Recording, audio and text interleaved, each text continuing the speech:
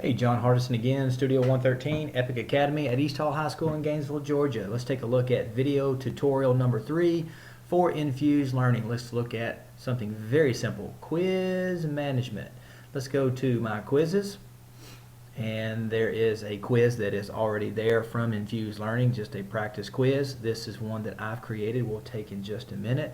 Let's look at how simple it is to add a new quiz.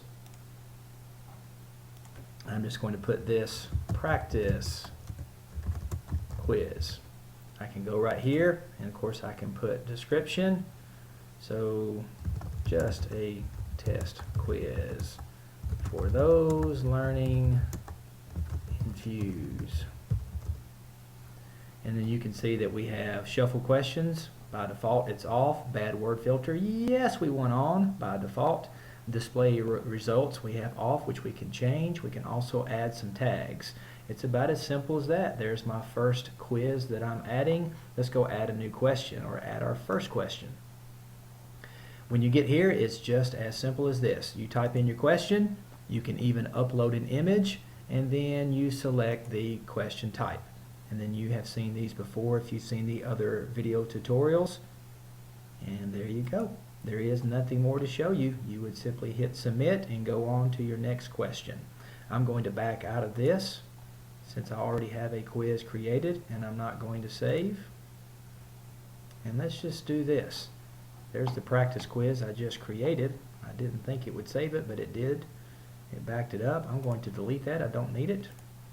And let's look at the FDR quiz I created about his Pearl Harbor speech. You can see here I could go to edit it. I could click play or run the quiz, and then here I could share. Let's look at share first. I click on share, I get the URL, and then I can share it a number of ways. Back out. There we go. And how about we do this? How about we run the quiz right here? This is FDR's Pearl Harbor speech. Let's see how simple this is. Click run. Nothing is displayed right now. Let's go to my hover cam and we'll take a look at it from a student's perspective.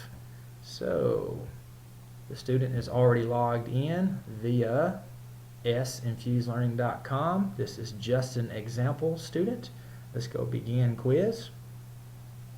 And you can see here that I have multiple choice. Don't forget the language options and the audio options that I showed you, I believe, in the first video tutorial. And I read my question here, and then I want to select the answer. I click submit. There we go. It goes to the next question. I do want to back out 1 second and show you the viewpoint from the teacher's dashboard.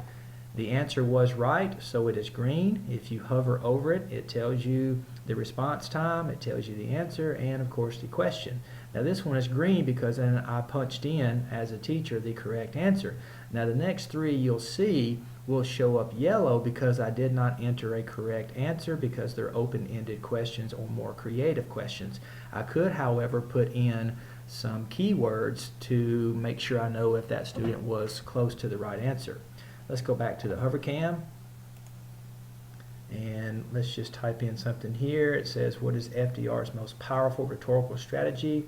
How about we say repetition? Let's try that out. Repetition. Of course I could put a lot more. Submit. Next question. If you saw video tutorial number 2, you remember this picture here. This is a creative question asking them to relate this picture to FDR speech. Now, for the sake of time, I'm not going to type in a whole paragraph like I would ask my students to do. I'm just going to put test. Click submit. And then I have my fourth one, and I gave a different type of question for this as a teacher. After reading this speech, I'm 18 years old. How confident would I be in joining the United States military forces? And let's say I said highly confident. Click submit. And then it asks me one last time. It tells me the answers or the questions that I answered, and then I want to hit submit, and then it is now waiting for another activity. So let me go back to the teacher's dashboard, and like I told you all, it does show yellow because as a teacher I did not put in some keywords or distinguish between right and wrong answers, which I could easily do. Let's go get the results. So I'll go get the results, and right here you can see different times that this quiz has been taken. Obviously this is the one that was most recent. I could go have it emailed to me, or I could download it, or I could trash it. Now excuse me just a moment as I back out here and I try to find an example. This is one that I downloaded yesterday when I was practicing, and I want to first take you to my first tab. When I downloaded the results from the quiz, this is how it came.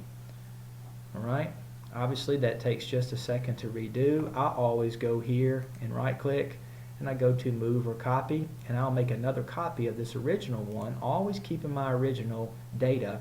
And then once I created another tab, I renamed it the edited tab, and I simply dragged out the columns and the rows. So you can go through and see all of the questions here. You can see the students who took the quiz. You can see the comprehension on this column here. Please notice that these answers that are grayed out simply because there was no correct answer from the teacher that was distinguished. You can also scroll to the right and see even more data. So much like Socrative, you've got the data immediately emailed to you or downloaded via an Excel spreadsheet, and that could help you differentiate for your next lesson. Very, very cool stuff. Let me go back and make sure I have talked about all that I want to talk about. I believe I have. Yes, that should be it for quiz management with Infuse Learning. I hope that has been very helpful. Thank you.